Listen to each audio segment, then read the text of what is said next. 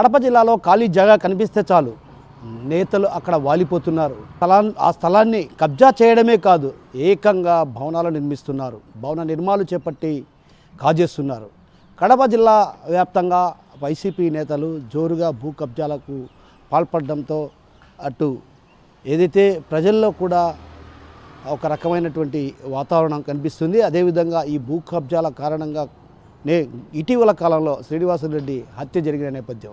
అయితే ఇలాంటి భూ కబ్జాలు కడప జిల్లా వ్యాప్తంగా కనిపిస్తున్న పరిస్థితి. ఎక్కడ ఖాళీ జాగా కనిపిస్తే అక్కడ వాలిపోవడం, నిర్మాణాలు చేపట్టడం, ఆ తర్వాత కాజేస్తున్న పరిస్థితి. ఇందుకు ప్రధాన కారణం రెవెన్యూ అధికారులు వైసీపీ నేతలకు సహకరిస్తున్నటువంటి ఆరోపణలు బలంగా వినిపిస్తున్నాయి. కడప జిల్లా వ్యాప్తంగా తీసుకోవచ్చు. ఇటీవల కాలంలో తాజాగా వల్లూరు మండల కేంద్రంలో మండలమైనటువంటి ఆ ప్రాంతంలో కూడా ఇదే పరిస్థితి. అదేవిధంగా అన్నమయ్య జిల్లాలో కూడా ఇదే పరిస్థితి ఉంది.